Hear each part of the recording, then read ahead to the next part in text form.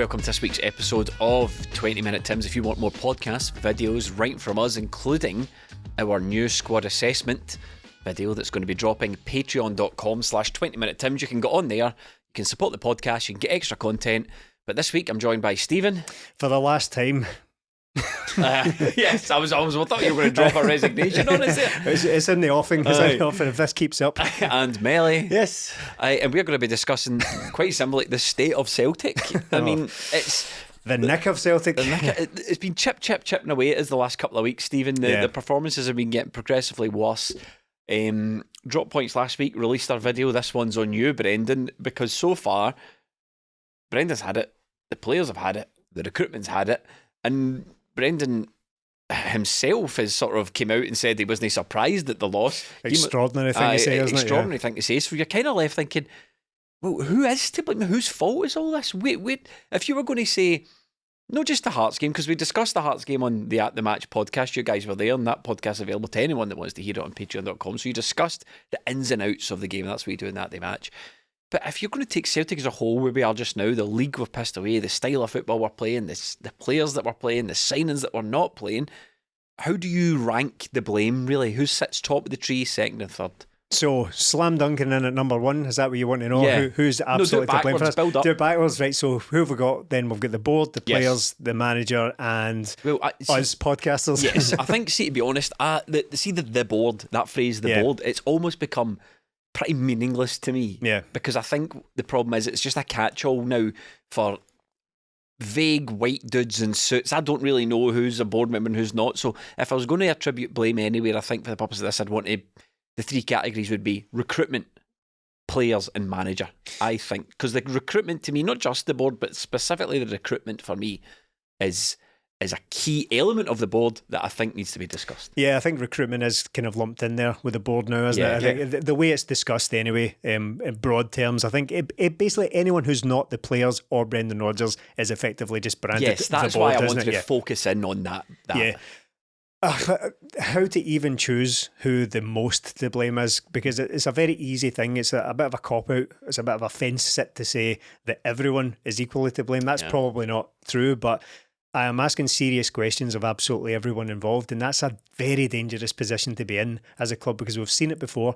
We've seen what happens when everyone is spiralling at the same time and nothing is changing. Now, we do this podcast every week, and we do it probably mostly in the knowledge that we're not going to be doing this again next week. That's generally how it goes. We're Celtic fans, right? And I know that that's somewhat arrogant, but having done this for 8 years now, you get into a rhythm of, right, we've had a bad result, it's not going to be like that again. But now it's getting worse and worse and worse. We talked about Kilmarnock last week, and then there was the Champions League in midweek, which we could have been coming on here to talk about the glowing positives of that, how we can take so much confidence from that. But it's out the water. I don't care about it now because we haven't taken anything from it. We thought that Feyenoord game was going to be this springboard onto bigger and better things, but it's done because we went out and lost at home to Hearts. So it seems to be getting worse, and I don't know who is primarily to blame, but there are a lot of people to blame currently. We might get to the bottom of it. We might come to some sort of consensus on this as to who is most to blame, but there are a lot of people. There are very few people who are coming out with pass marks, to be honest. Melly, Stephen avoided the question. Politician, well, slippery we've eel. got time. We've got time. I don't have to sum up all my aims in the first. No, he doesn't. Yeah. So, Melly, do you agree with the sort of three targets on the board there that I've put up? Yeah, the Holy Trinity or the Unholy Trinity, however you want to put it. I'd put recruitment way out in front, because that's basically what a football team's all about, isn't it? It's about bringing in players, and from where we were, like I was thinking about this earlier, the going after the game, the Scottish Cup final, that seems like a lifetime ago. But it was basically 6 months ago that Celtic were winning the cup, winning the treble, and when you get to that point and there's a manager leaving, change happens. That's inevitable. So what you need to do is help with that change, and Celtic haven't helped themselves in the slightest. And I think the recruitment is I don't like using this word because it's bandied about too much and it starts to lose meaning, but it is completely unacceptable that Celtic are signing players that so far this season, again, just Lewis Palmer, no other one player has made a significant impact in 8 players. So recruitment's way out in front for me there. More and more, I am watching players on the pitch and saying, I can't see you giving 100%. And another big word, that's unforgivable for me. And I think Brendan Rodgers as well, just behind the players. I think him coming back, look, Brendan Rodgers is a good manager. Well, I think he's a good manager. Before this, he was in the Premier League. He'd one bad season recently, but you think him coming in, right, this will be better, right? Ange leaving, maybe the board, as we say, will start feeding poor recruitment again. Just went and done that anyway. And like, if Brendan Rodgers as well has to take blame as well, because if he's going in and saying, right, the recruitment's brilliant here now, everything's better than it used to be, I don't sign the players, but I get a sign off on them. Don't sign them then. If you're not going to play these guys, just don't sign them. So I kind of think everybody's got a share to blame here, but I would put the recruitment way out in front because I'm watching substandard players. In fact, I'm not watching substandard players. I'm watching players who didn't feature before coming in and playing, rather than the new guys who aren't good enough. They're not even featuring. So let's discuss the recruitment, because we all agree that's a key part of it. The recruitment, as far as it's got Celtic into the position we're in just now, is a catastrophe. It's an absolute catastrophe. Now, we can have a little chat about, did we sign bad players? Did we identify bad players? Is Brendan Rodgers just decided he doesn't like these guys? They're not playing for Brendan Rodgers. Whatever the reason is, we signed about 9 or 8 guys in the summer, and one of them plays regularly. The rest are just completely bombed out. It's nothing, isn't it? It's Palma and nothing. It's complete nothingness. But when you look at the manager, his selections are bizarre to me. Lagerbielke, who's up for sale in January, so we're quite prepared to cut our losses on him, right? Don't know if he's brought in as a project. His profile certainly suggests he wasn't, given how deep into his career he was, given the age he was, given the money we paid for him, given the awards he won. And he's in Sweden. It suggests that he wasn't brought in to sit in Celtic B for 3 years and get turned into a player. Never. He's a player for today. Scores the winner against Atletico Madrid. Doesn't even Feyenoord. It's Feyenoord. Sorry, never seen again. Well, never seen in the Hearts game. But what we do see is Kwon. Who's I think that's his first. Is that his first appearance on the bench for Celtic in a competitive game? Yeah, I think he's been on a previous one. I think he might have been on the bench against Kilmarnock in the cup game. Aye, there you go. So it's his fault. Yeah, it's the jinx. Aye, but so the Brendan selection has been completely mystifying as far as these new signings go.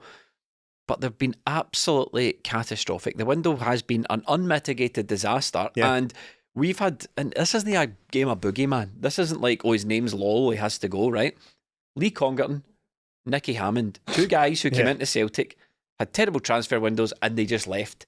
Now, if you've got a problem with sacking your head of recruitment, who's had a couple of terrible transfer windows and he's got one more to save his job, if you've got a problem sacking that guy, well, hey, this is why you do not sign the chairman's son. I was going to say, it can't sack him just now. They've got Christmas dinner coming up. It's going to be dead awkward, that, isn't it? So I'll look. Right, okay, so we're in the recruitment segment of this breakdown. Where we're going, I don't know. An unscripted plus potentially rant here, but if we're in the recruitment section, let's talk about that. So what do you make of the recruitment, and how do you think it's contributed to getting us into this position right now? Well, it was nothing. Because how you can't just say that last season's team was a treble winning team, therefore it should be at the same level, because we've lost players. So it's not just the case that we only brought in Palma. We've been decimated by talent leaving the team, not being replaced. Well, it has been replaced, but it's been replaced by bad players. And now I'm fed up, have been for years now, but fed up with the term project, because I think it does apply in some cases. But when we're looking at the squad and we're talking about guys like Lagerbielke and Nawrocki and all that as projects, that's simply not the case. These guys were established first team players in their early 20s. Lagerbielke's coming up for 24. There's no way that we can realistically brand that guy a long-term project. He's a bad player. He's a bad signing. That's all he is. It's not a long-term project, because if we're talking about getting rid of that guy in January, it's just a bad signing. There's no other label to give it. Not only did he score the winner against Feyenoord, the biggest moment he's had, of course, all headlines are all Lagerbielke, the picture of him celebrating, sliding his knees and all that. Not only is he bombed out of the squad in the very next game, Celtic clearly deliberately leak a story to the papers saying that we're going to sell him in January. Who knows what is going on with this, right? So Lagerbielke is a utterly mystifying case. The rest, Nawrocki, I just don't know. Again, never a project in a million years. You're not paying 4.5 million or whatever it is for a centre half who is established first team player in a comparable league to Scotland. I'm not really all that interested as to whether it's better or worse than Scotland. It's comparable. It's where we sign players from all the time. We sign players from Sweden, from Norway, from Poland, throughout the generations, throughout the managers. They all sign players from these. Juranovic, most recently. All sign players from these leagues. So it's nothing new. It's not like we've dipped into a new market. Like that phrase we've become so fond of over the last couple of years, where Ange was signing players from Canada, South Korea, Japan. It's not a new thing. We've signed guys who were playing for first team players for other clubs, brought them in and have changed their minds on them almost immediately. After 3 games, Nawrocki played 3 games, Lagerbielke maybe slightly more than that, but it was out of necessity, and he's never been seen again since until that sub-appearance against Feyenoord. So it is extraordinarily bad, the recruitment, because I can remember saying at the time, when the transfer window closed, I said, right, we'll see how it goes, but it's weird. Yes. The recruitment has been weird. Has been. I remember saying that. Check the record, bud, as we're fond of saying, because I said what we've done is we've spent 3 months signing 3 centre halves, 3 central midfielders, and 3 wingers. That's quite a strange spread of players to sign for 9 when we lost one of those and just replaced them with 3 more. Bit odd, but we'll see how it goes. And we have seen how it went. It has been catastrophic. The recruitment has been absolutely terrible. Even the ones that you'd think were almost impossible to get wrong, like Nat Phillips. Why was that so bad? Just because he's a bad player? Do you think there is a question then over, is there a question here that maybe the recruitment hasn't been as bad? Maybe Brendan Rodgers is just flapping. Maybe he's just flapping. Because we'll come to Brendan Rodgers, because the problem that you've got with the recruitment is, yes, the guys that they've brought in haven't been good enough. The end result of that is that we're having to rely on people who we just know aren't good enough. So it's like a double dunter. It's like they've taken their good players, sold them, bought more crap, and left us with worse crap. Yeah. Well, look, Lagerbielke as another example, right? I don't know if he's good or bad, but I can only assume that, given how his Celtic career has gone to date, that he's just a bad player, right? But if the word on there's a wee bit sort of chat online that Brendan Rodgers has basically just made his mind up about Lagerbielke and that he can't run. He's not mobile enough. He's too slow. If that's the case, wow, what a piece of recruitment that is, because the recruitment team have looked at a player, how the scouting is formed without noticing that he's slow, and how Brendan Rodgers has signed off on it, because that's what he claims he does. We need to take him at his word at that. He signs off on these players. How no one has noticed until he's actually at the club, in the door, playing football games, that he's slow is gross negligence, to be honest. And somebody, heads should roll for that kind of thing. To spend that kind of money, to spend that percentage of the transfer budget on a guy that fundamentally doesn't fit the bill for what you're looking for. If you look at a guy and say he's too slow, it's not something you're going to be able to coach into a 24-year-old. It's impossible. So that is an incredibly bad piece of, regardless of how good a player he is, right? I don't know if he's any worse than Doué or Raphael Scheidt or Shane Duffy or any of these guys. It doesn't matter. The fact is that he has been identified as a youngish player to be brought in and bedded into the team, and nobody noticed that he was a slow footballer. That is terrible. The thing is that Brendan Rodgers, as Stephen said, Melly, he's quite right. He did say Brendan Rodgers had a sign off on all these players. The problem is you don't really know, when information's so scant, you don't really know where to turn with it, because I can envisage a situation where Brendan Rodgers, and I remember saying exactly this almost on one of the first podcasts of the season. Brendan Rodgers goes to the board and goes, right, here's what I want to play. I want to play 4-3-3. I want 2 wide attackers who can come in on the right foot. I want a fullback that can go on. I need a midfielder that can take the ball in a half turn and move. These are the profile of players I'm looking for. This is the 4 I want. Yes, sir, Mr. Rodgers, we'll go away and get them. Oh, Brendan, see while we're at it, we do this player trading thing. We've got this guy, Swedish player, Swedish Defender of the Year, Lagerbielke, £3 million. Take a look and see what you think. Brendan Rodgers might very well look at that guy and go, I could probably work with him. Don't expect him to play every week, but I can certainly work with him, bring him in. Okay, cool, done. And he appears, and then Brendan Rodgers train him, and you go, well, I don't really fancy this guy very much, but if push comes to shove, I'll play him. I'm just glad they're working on my actual targets, and the actual ones just never arrive. And I think that is probably a decent picture of what happened in the summer. How do you think the recruitment has contributed to getting us to this stage? It's massive. I think it's mainly everything, because everything boils down to it. If Celtic players play their best, they should win these games. Yeah. They're not doing that. The Celtic came last season treble, right, brilliant. So you lose Starfelt, Moy and Jota. 3 guys that pretty much featured in every game. So Starfelt, maybe we could improve on him. Moy, get somebody a bit younger. But just go out and get similar to these guys. Maybe think, right, can we push the boat out and get a wee bit more?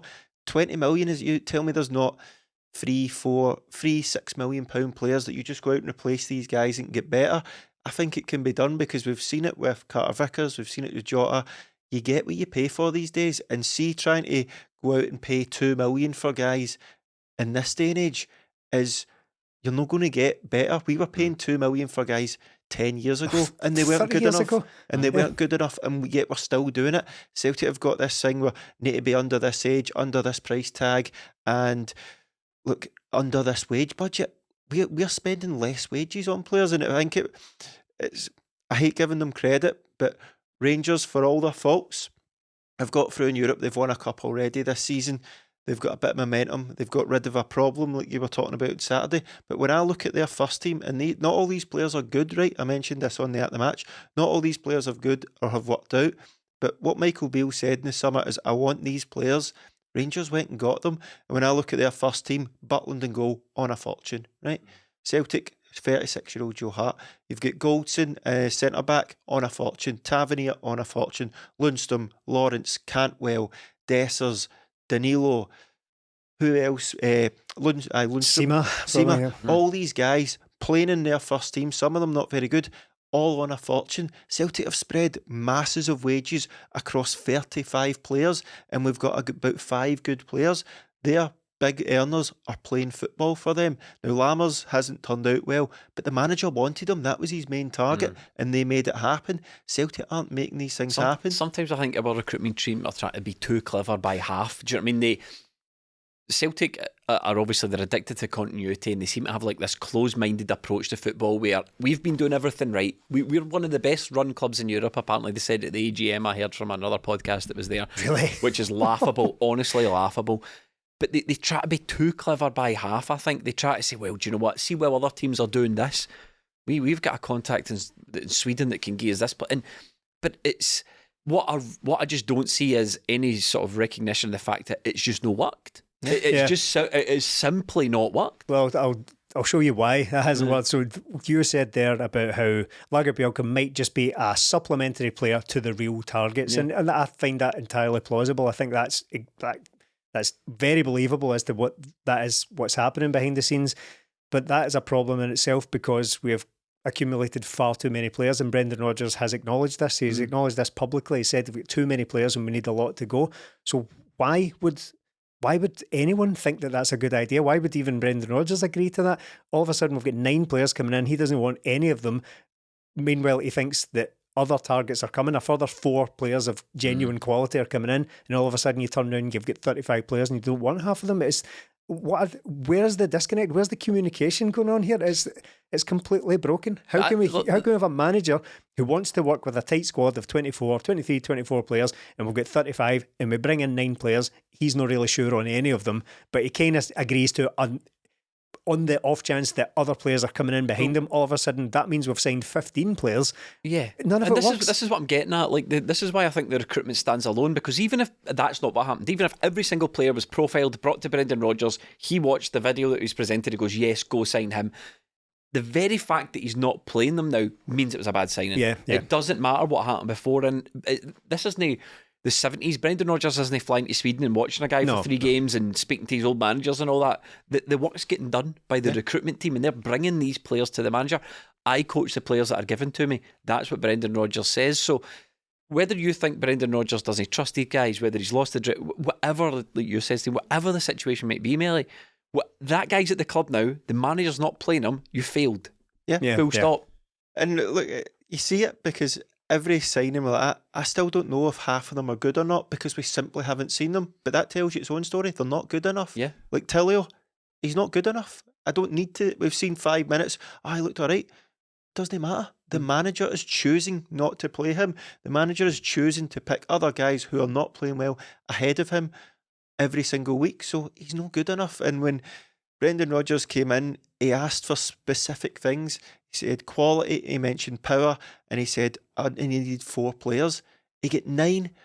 None of them, I would say, have any power whatsoever, and none of them are Power quality. Even Palmer, so many flaws in his game, many flaws, but he's getting goals and he's contributing, so he's getting a pass. But if Palmer was brought in last summer, if it was, say, we hadn't signed Haksabanovic, who I'm pining for now.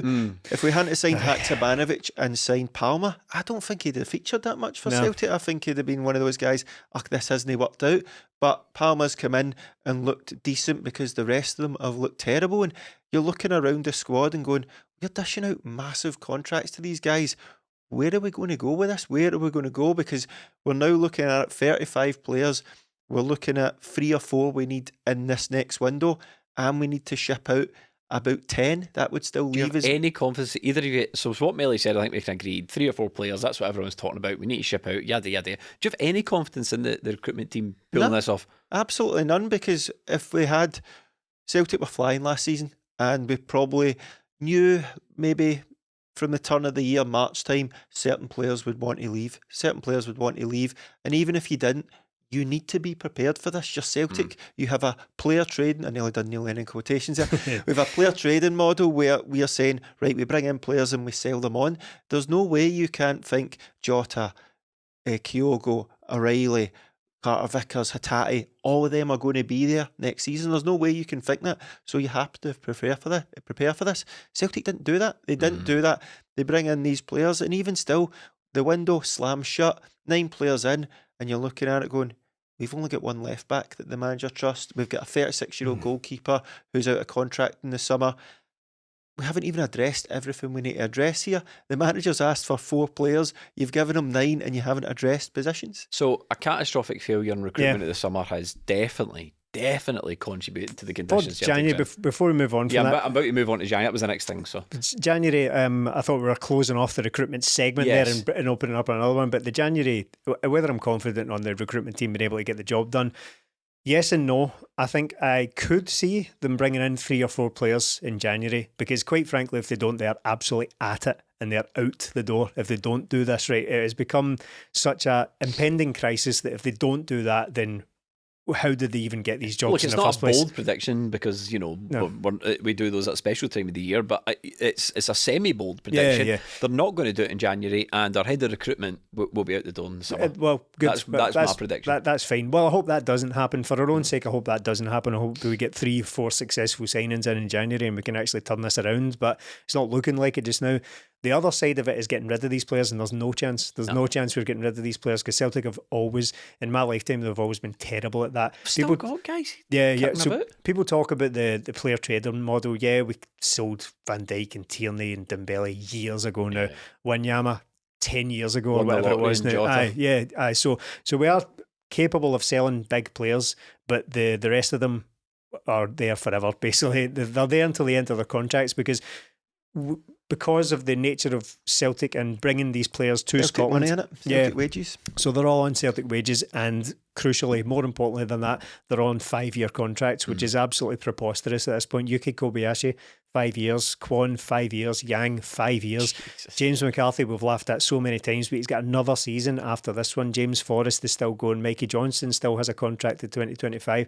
The contracts that we hand out are ridiculous. Mental. We celebrate them at the time, good bit of business, and then it turns out they're garbage and we're stuck with them forever. So what will happen is we'll sell the odd player. We'll sell the odd player for a meagre fee in January, but the rest of them will go out on loan. We'll put out about 6 loans or something ridiculous like that. It's amazing to me. What I find quite interesting is we bought Largy Bielka for $3.5 million in the summer. After 4 months, we're prepared to cut our losses in the guy. Mikey Forrest and James Forrest. Mikey Johnston. Same thing. You as well say Mikey Forrest. James Johnson. Wee Jimmy Johnson? Yeah, no. still sitting about for absolutely ages, and we must hold on to Mikey Johnson at all costs and give that guy a new contract. When the writing was on the wall with his Celtic career 3 years ago. Just before we move on to everybody else, you're looking at the situation at the weekend and looking at that team that started and going, right, okay, couple of injuries, but what, Maeda came back, and then Hatate and Abada? Is Abada going to make the real difference Well, here? we're getting on the players. We're getting on to the players. But, what I was going to say is, looking at that team and you're going, what has happened to this team? that's not the Celtic team, because we got to the end of last season and thought, right, Joe Hart needs replaced, so does Greg Taylor. So there's two positions, definitely. In fact, I would have probably, before we sold them, they put them as the two key positions we needed to sort out. But going on further from that, right, so we didn't get a goalkeeper, didn't get a left back. We have got Liam Scales, who didn't play a single minute under Ange there, starting every week. Yeah. We have got David Turnbull, who barely played any minutes from the turn of the year because Celtic had better players, pretty much on the pitch every week. You had James Forrest, who played 23 games in all last season, 23 appearances, mostly subs. He's made 18 appearances so far this season. We're in December. And Mikey Johnson, who didn't play a single minute last season, loaned out. These guys weren't loaned out to develop. They were loaned out because they were surplus to requirements. Yet they're starting for us now.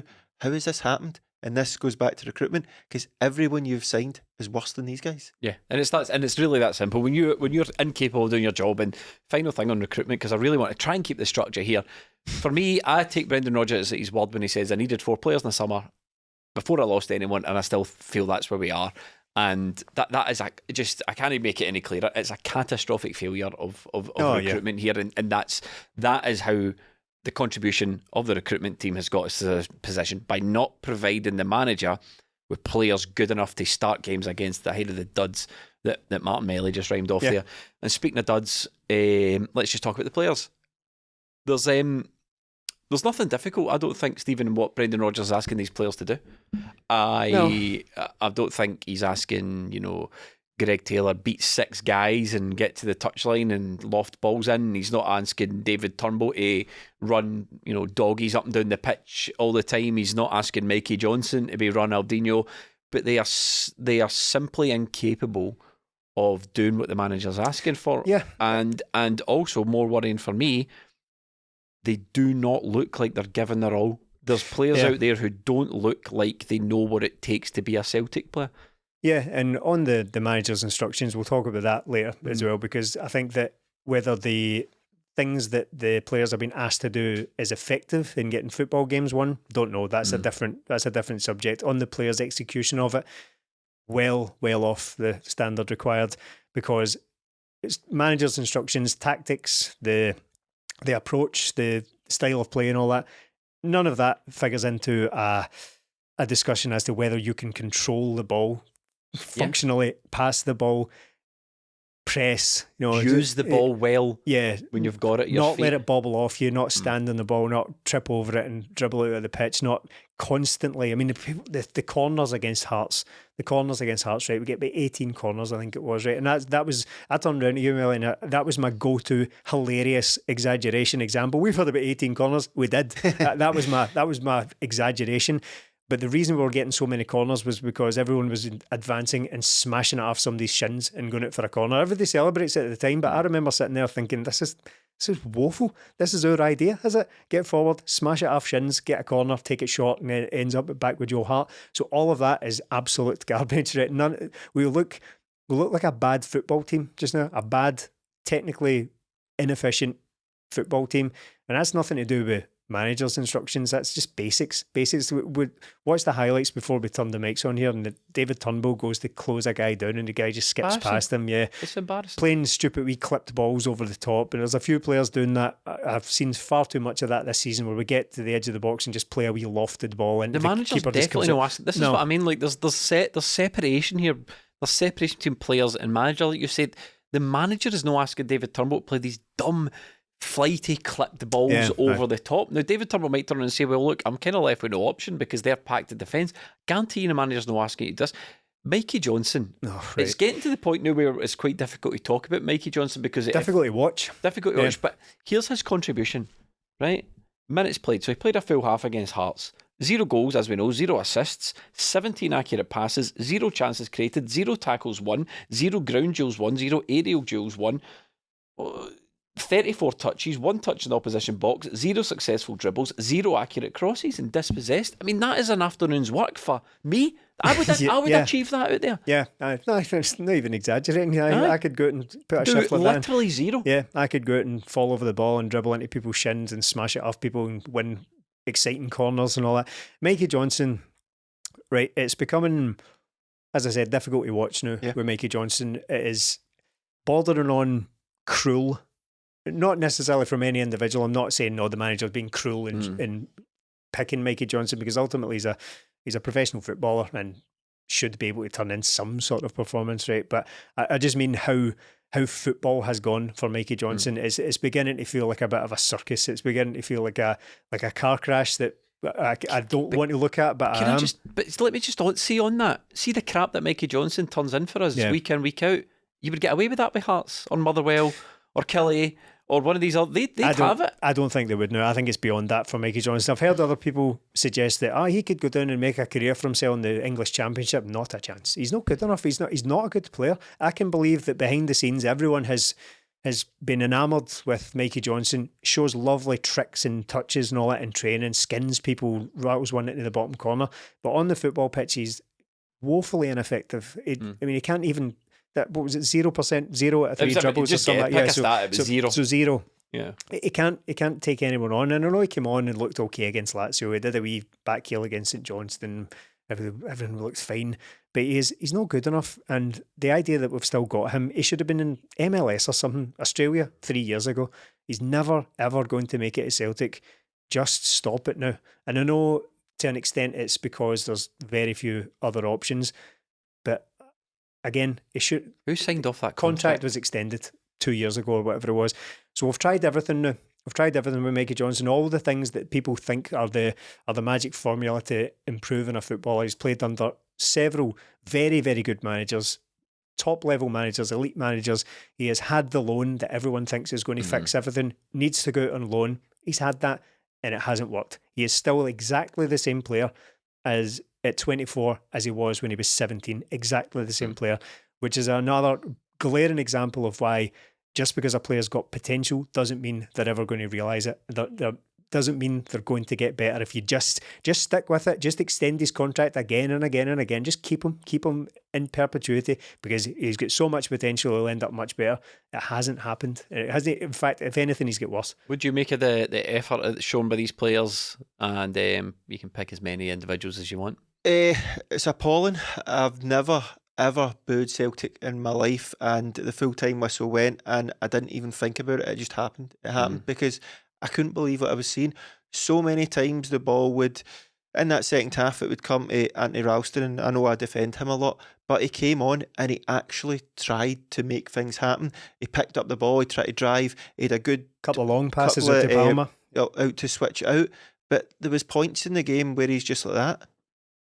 Gesturing for people. Sorry to jump in, but this season, so many times, and this again, there's no way this is Brendan Rodgers' instruction. So many times have I seen players making the "who wants it" gesture. It is the one thing that is so alarming about a team, because that's no one's working for your teammates. See, if there's a guy like Anthony Ralston who's basically on the halfway line and no one is shown for a pass, and we sit on the halfway line so we can scan his vision.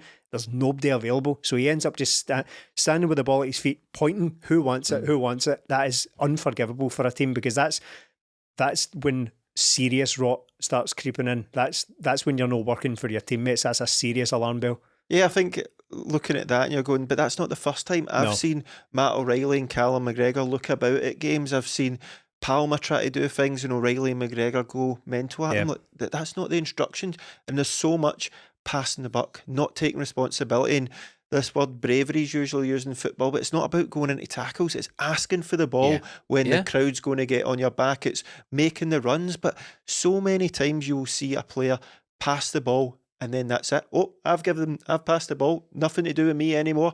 Make the run beyond. And that's why when Ralston came on, he looked better. Ralston's not the answer, but he actually tried to go beyond his winger. He tried to do things. He tried to go inside.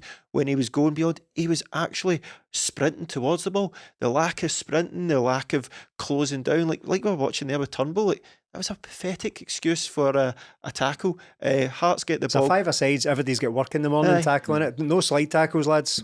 Hearts get the ball out wide, cross it into the box. Carter Vickers cuts it out, corner, and Hearts score from the corner. Simple things like that. Celtic aren't difficult to play against because they're not doing anything well. They're not defending well. They're not solid. They get bullied all the time. They are so soft. And when players don't want the ball, or you're like we were watching the highlights there. Mikey Johnson didn't feature in the highlight. He didn't feature in the highlight. If you had subbed him and Turnbull after Hart's second goal, it would have made absolutely no difference to the performance because nothing was shown after that. Greg Taylor really having a tough time of it now. But look, mate, see if the only way you can play is inverted. I'm sorry, that's not good enough because this is just a new thing that only one manager has tried at Celtic. That is not how it's going to be. There is a dividing line though, isn't there? I think there's a dividing line between players who are talented, players who are limited in their talent, for example, Greg Taylor, and there are players there who I think are just not applying themselves. I don't think Mikey Johnson's applying himself in the way a Celtic player should. I don't think David Turnbull is applying himself the way a Celtic player. He gets the ball and does the easiest thing for him. He does the easiest thing for David Turnbull every single time, whether it's a shot, whether it's a wee clip over the top, I get rid of it. That's all David Turnbull's interested in. Takes far too many touches.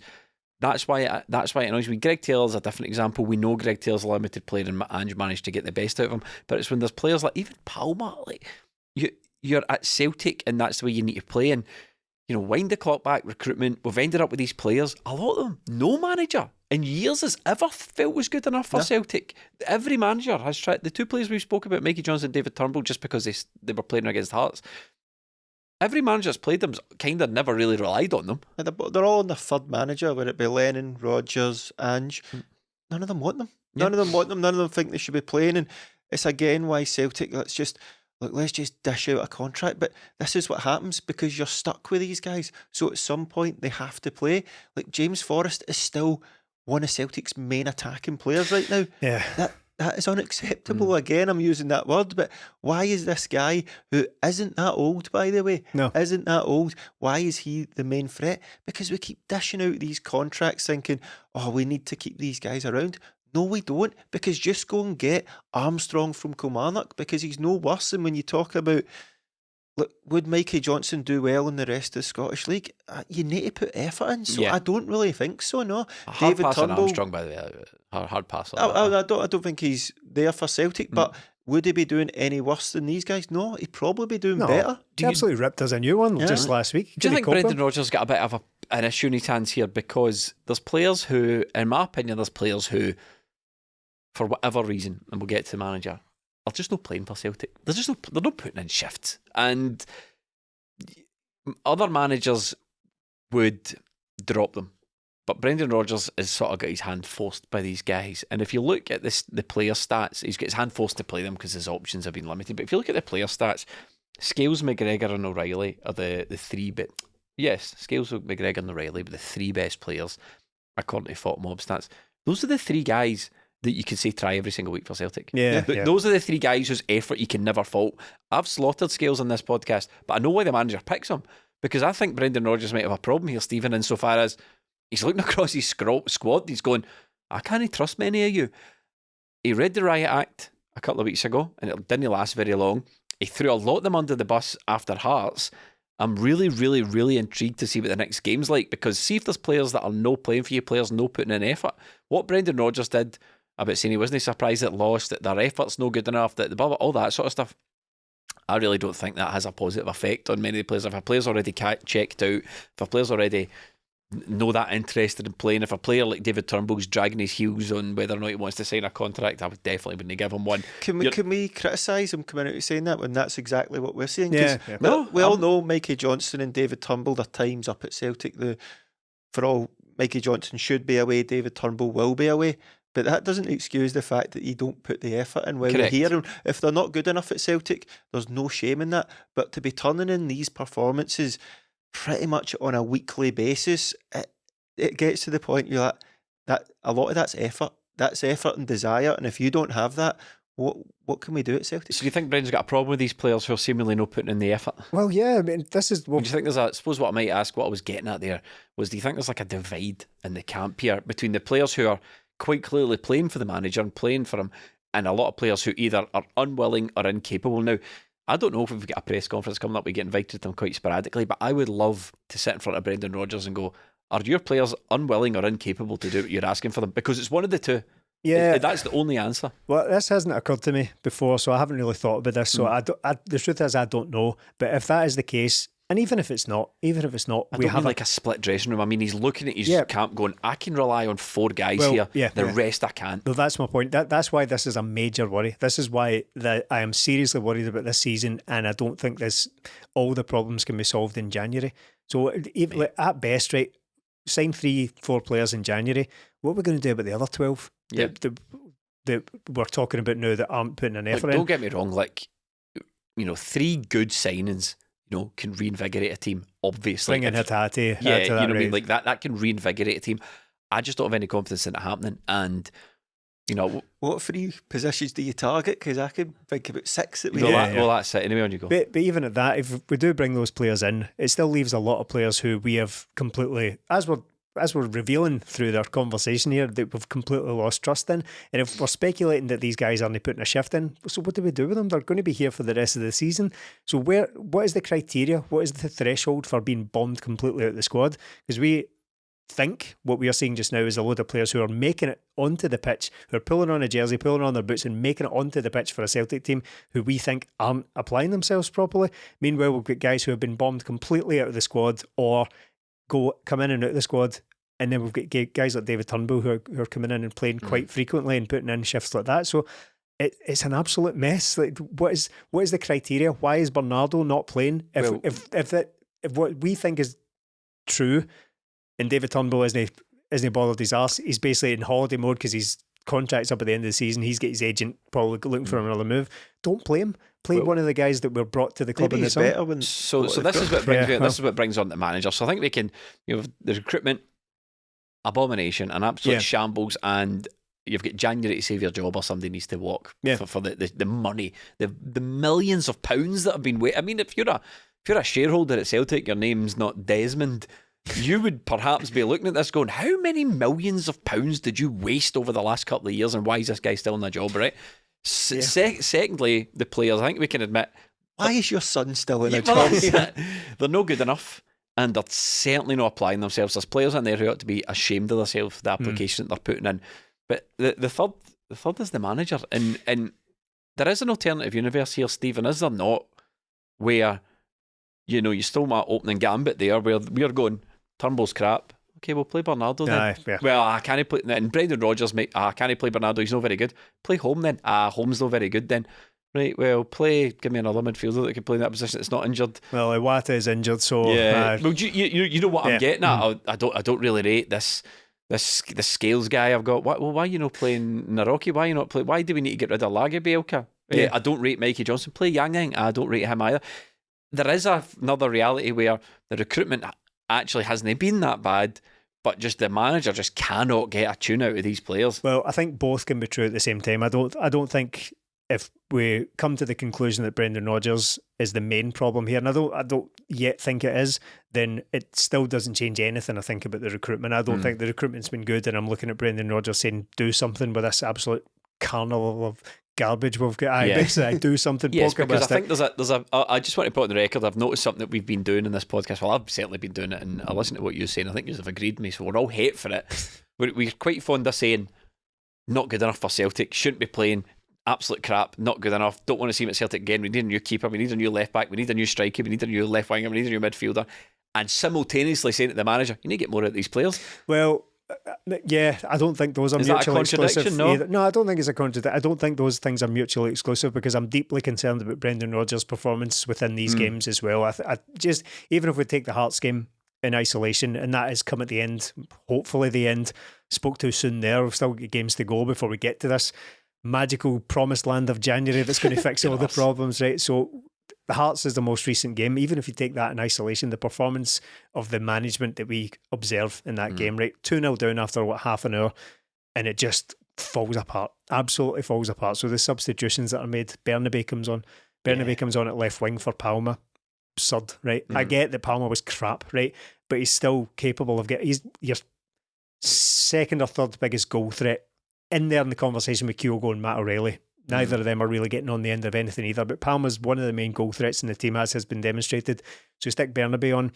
Then James Forrest comes on and Bernabe goes to left back. James Forrest is on the left, Dyson Maida's on the right. neither of them can play that position effectively. We just about tolerated Maeda on the right because the other side was Jota, and you just think, well, Jota's got to play, so Maeda will fit him in somehow. But the two of them on their opposite wings, Bernabei ends up at left back. What happened to Lagerbielke? We've already discussed. Who knows what's going on there after he scored a goal and he's bombed out the squad after a leaked story that he's basically gone. Don't know. Don't know what's going on there. Where was Mitchell Frame? Because he came on and made a massive positive impact against Feyenoord. Again, people will say, oh, well, you can't be turning to a 17-year-old to rescue a game against Hearts when things are when you're 2-0 down. But the decision to exclude him from the squad was made before we had the disaster against Hearts. That was made on the day, assuming we were going to win that game. So we've done without Mitchell Frame in favour. He's been left out and Bernabei comes in. Or Kwon. Why? Kwon comes in. Why are these things happening? I know in Scotland we're kind of terrified of playing players that are too young, but if Mitchell Frame has proven that he plays, it gives you a dimension that he plays without fear. He can come in and contribute. He can be very, very positive. He proved that against Feyenoord. I'm not saying put him in from the start or bring him on to rescue the game like what happened to Tillio a few weeks ago. But the fact that he wasn't in the squad and Bernabei is ridiculous to me. I find Brendan's team selections mystifying at times, and I find players, they just disappear and then reappear, and you don't know if they're injured or if they're not injured. He praises them one week and then they're no seen the next. And I the in-game management stuff, I'd agree some of the substitutions are bizarre, but I just find Brendan's a bit all over the place here. And like, I don't want to admit it because we all think Brendan, or we all thought Brendan's a good manager, and I think there's probably more to come from Brendan. I think he'd probably be, he'd probably be a bit self-critical if we had him on this podcast, but some of the I just can't have a situation where the team's performing crap and the manager's blameless. No. That situation doesn't exist in football. No. And what's your job as a manager? To set the team up, but one of them's to inspire performances out of them. Now we can sit here and criticise the players for their performance. Brendan Rodgers not in control of that, but what he is in control of is a team looking absolutely clueless. Not clueless after they go 2 goals down. Clueless for the beginning of games. Things just don't seem to work very well. No, I think, and that's the problem. Like, you can look at players like, should they be getting more out of these guys? A lot of them, no, but some of them he should be. And I look at it and I don't understand week to week how he comes to, right, this is the team, this is the bench. I think he's really, really struggling right now with anything. You've got, right, Carter Vickers, O'Reilly, McGregor, Kyogo will all play. Greg Taylor, Joe Hart, all right, Alistair Johnson. But around that, it could be anything. It could be anything. And it is getting mystifying. It feels like the sort of Neil Lennon times where you're like, why are you making that sub? Do you even know what you're trying to think here? Are you trying to be clever? But at the same time, I'm looking at it and going, right, what else can he do with his starting lineup? Because really, I don't see anything. If we had, say, with the same players we had last season and we didn't get any injuries this season, that would be all right. But we've simply not had that at all. Carter Vickers has been out. Johnson's been out. McGregor, we've got Kyogo in and out sometimes, and with Hatate and Maeda and Abada, you're taking things out that's good. With Liam Scales, Johnson and all that, I'm playing them, but I don't really know what to expect sometimes, but I also expect better from him because he is a good manager. I do believe that. I don't think you go Liverpool, Celtic, Leicester, and then come back to Celtic and you're just simply clueless. But I think he is lost now. He's lost right now. But I think when we get a couple of players back and things start to settle down now that we're out of Europe, now that we've just got the league to concentrate on, I think Celtic can go on a run. But what I will say to that is you need to get the players on board right now because that was a disaster at the weekend. But before you could even think about making tactical changes or try to change things, your team were 2-0 down and they hadn't been ripped apart. They let in a goal from a corner and they let in a goal from a free kick, which was dubious. But, I mean, if you're going to give up simple goals like that, then you've absolutely no chance. And it's not even just that. Right, Brendan Rodgers, your team are struggling to create now. Make us hard to beat. Yeah. We're not hard to beat. Right, we've not got the players out wide to take players on. Let's control things in the middle of the park. Use Kyogo, O'Reilly, McGregor through the middle. We're not doing that. right, we're losing goals from set pieces. Let's work on that all week. It doesn't work. Nothing's working. There's nothing about this team. Well, that's the problem, Stephen, because everywhere I look on the Celtic park, on the Celtic pitch, there's problems. And there's problems that I feel the manager should be doing better. And like, we know Greg Taylor's a limited defender, but Greg Taylor's not having the problems this season that he had under Ange. Now, was that because he had better players in front of him protecting him? He didn't have to do half as much defending because we defended more from the front end. Maybe, but is that out with Brendan Rodgers' managerial ability to engineer that situation? I don't think so. You look in the middle of the park, McGregor against Hearts, all over the place putting out fires. COVID season, Neil Lennon stuff, exactly like a blueprint of what we saw there. Rodgers even said that, so it's not as if we're just shooting off the top of the head and speculating. He literally said Callum McGregor ended up having to play 3 positions out there. Yeah, so but the midfield just has never looked right. And then there's the Rio Hatate thing. Yes, he's got to come back, but I think if we're honest, Brendan was never really getting a performance out of Rio before he went away. You're looking up front, and I mean, we were talking about it before. Kyogo's scoring record just now is 1-12. 1 in the last 12, which is what has happened. Yeah, because we had this thing at the beginning of the season where he's playing a lot deeper, and everyone's like, "Oh, that's quite interesting." Brendan's like, "Yeah, I really believe Kyogo could play there." And I think what Brendan's trying to do is have Kyogo playing in that position, but have 2 wide strikers. So he's basically playing with three forwards. I think he wanted a left foot that could come in the right, or a right foot that could come in on his left foot. I think that's one of the players he was looking for, one of his key targets in the summer. So just take that for talking's sake. That's not working right now.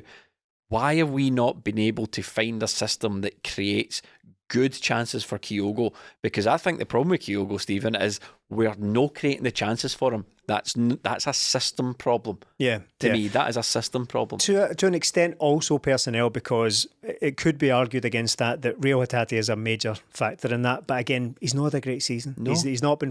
He was good for a half a dozen game spell before he got injured again. It was okay, but he didn't start the season on great form, and he wasn't necessarily essential when he got injured. So that's becoming one of those things that what the guys who aren't playing are the answer. Liel Abada, he's been an impact sub for the better part of about 18 months now for Celtic. He's been playing less and less, and despite the fact that his goal scoring record is a superpower, that's kind of dried up as well. He's got 5 goals in the last 13 months. Well, not creating chances, so he's not going to put it in away. So the manager, how do you assess that, right? Because I think it's too simplistic to say winning games, good manager, losing games, bad manager. I think you need to kind of zoom out and just work out why you're coming to one of the other conclusion. How do we identify if he's doing a good job? So what are the key tenets of being a good manager? How would you assess their performance on the pitch? Key performance indicators, I think they call it in business chat. Exactly.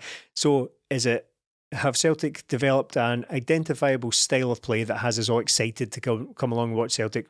No, that hasn't happened this season, right? That's Brendan Rodgers' responsibility, regardless of personnel. Personnel comes into it, transfers definitely come into it, but at the same time, he is the highest paid manager we've ever had in this country. You have to be getting something out of your players. Well, we saw it with Ange, didn't we? He had a style. Player would come out, other player would come in, style would remain the same. And Ange was never bothered about losing any individual player. He just got on with it, and someone else would come in because they were all... There was tweaks, but it was broadly... but they were all so tightly drilled. They all just came in and knew their role within that system. So that's a no. Are Celtic defensively organised? Well, as you've just said it, are we hard to beat? So that's another no, right? Do the players look motivated? We've already discussed it. Half of them don't. Half of them don't look like they're even applying themselves. You've even said that. Are most or all of the players playing at their capacity as a player, playing at their ceiling more weeks than not? So are they playing at their absolute peak? Not all the time, because that's impossible. You will have the off game. Is anyone doing that just now? Kind of Brendan Rodgers' remit as well. So what is it about Brendan Rodgers that we would even defend as him doing a good managerial job this season?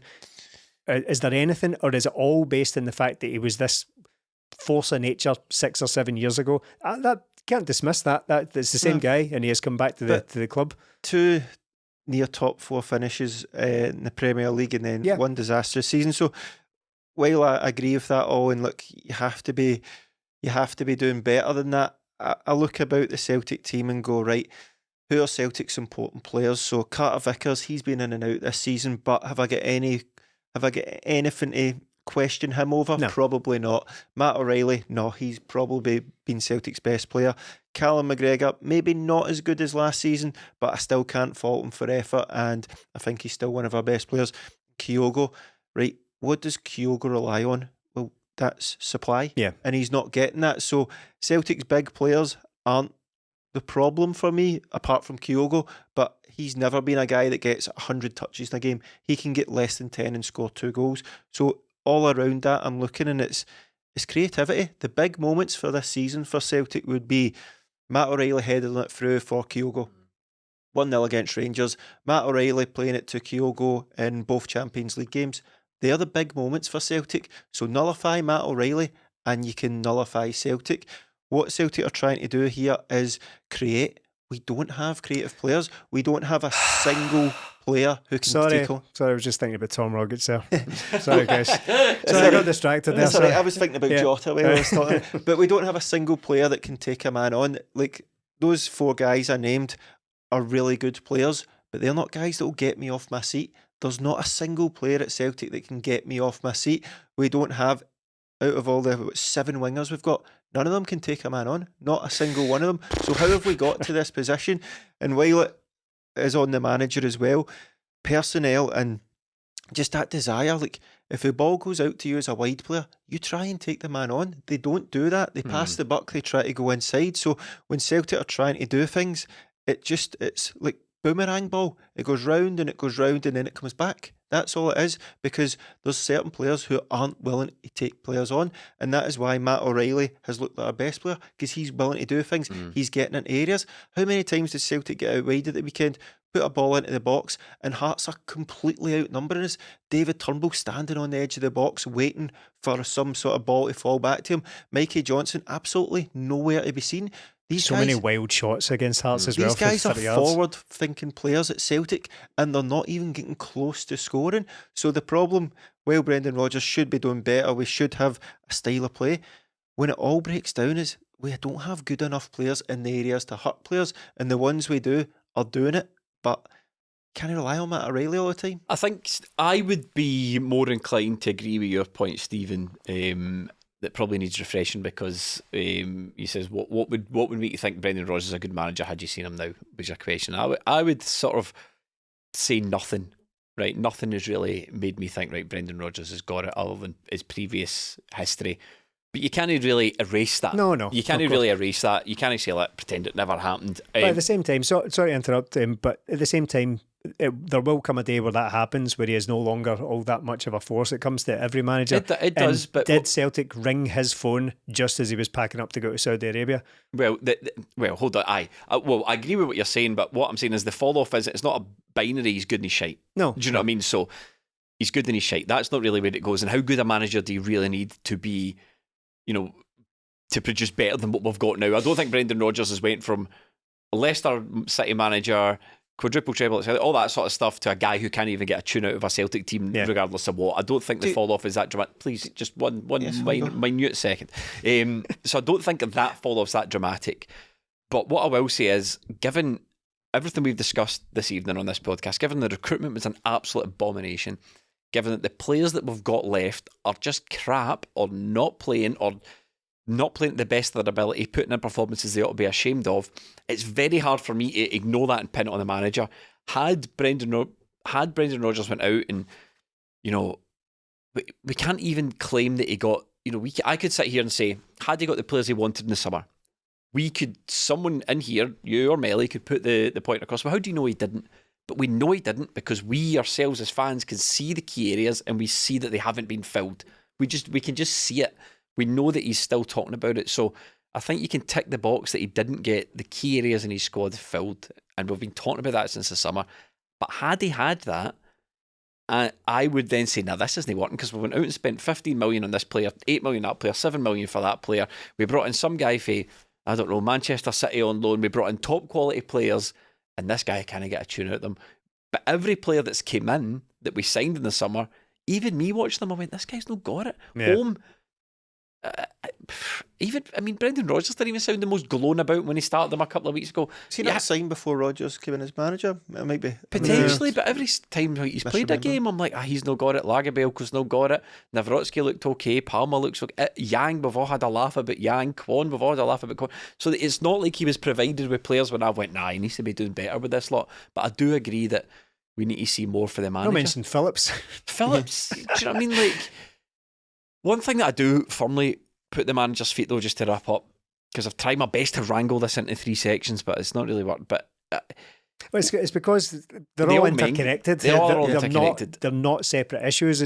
They're all funneling towards Brendan Rodgers just now, Yeah. because it's as much of a cliche as it is, the manager kind of carries the can Yeah, for all these always. things. That's the game. The buck stops with the manager, right? But we're all standing there with a big shield in front of Brendan Rodgers for now, because it's all going to boil down to January. So Celtic better hope that we break all the rules, buck all the trends, and fix a whole club in January. So the one thing another thing I'll put to Brendan Rodgers, just before we wrap up, is I don't understand why it takes a public humiliation before players stop playing. I think I said this last week. We saw it with Yang, we saw it with Phillips. He sees them in training every week. He plays them. They have an absolute disaster. Oh shit, can I play him again? Phillips has an absolute disaster. Oh shit, can I play him again? It'll probably be the same for Mikey Johnson. Shit, can I play him again? So I don't know what it is in training that's happening with these guys that they can't get on the pitch. But what I'll say is, just to finish up on the Brendan Rodgers thing, and I've said on the podcast, check the record, bud, to quote Stephen, there has been a whiff of the dial about this. The whiff of the dial about us, it'll click into gear then, it'll click into gear then. I've never seen it. I've 8 years doing this podcast. Admittedly, we've only had Ronnie Dyler, but other watching football, and you two watch a lot more football than me, but I can't point to one manager who had a drab start who then just kicked on and all turned around. It usually starts exactly how it's going to go on, and I kind of disagree with that. I think in Brendan Rodgers' third season, it wasn't great. We lost just before the January break to Rangers at Celtic Park, wasn't it? And we thought, this is a disaster. Couple of players in the January, and Celtic went on a run when he left in March. We were 8 points clear. We were in a cup semi and we'd already won the cup. So that's what it's January, isn't it? All eyes on a big January. Yeah, and I think with Brendan Rodgers, it may seem like I'm defending him a lot here, but see, if you take Brendan Rodgers out and bring in another manager, do the performances dramatically improve here? I'm not sure if... I was thinking about this crap analogy the other day, but you're a... That's our specialty. Yeah, this is a good one. I'll get it wrong, but so your next door neighbour gets a nice decking put out. You think, that's brilliant, I'll get that builder in here. Builder comes round. You go, I want that. Right, brilliant. Treble winning team, nice decking, right? I want that again. All right. I'm the man for the job. Right, I'll just need to go and buy the materials. No. I've got some alright materials here, and then some old materials we can reuse. You just sort that, because you're a good joiner, you're a good builder. Fix it. It's not really going to get fixed, is it? It's not going to be the same. Want to keep going? That's me.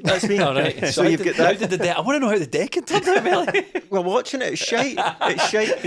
But one last defence of Brendan Rodgers, even though that analogy wasn't great, but you've got what was good and then it's not good anymore, and you're expecting this manager to come in and work with substandard players who weren't playing last year and then bring them in crap, so it's not going to work. But the one thing I will say for Brendan Rodgers as well, Nat Phillips has had a disaster and hasn't been seen, but that's only because he has players he can play now. Mikey Johnson, Maeda's back. Hopefully now that's it and Maeda plays. Hopefully Abada comes back.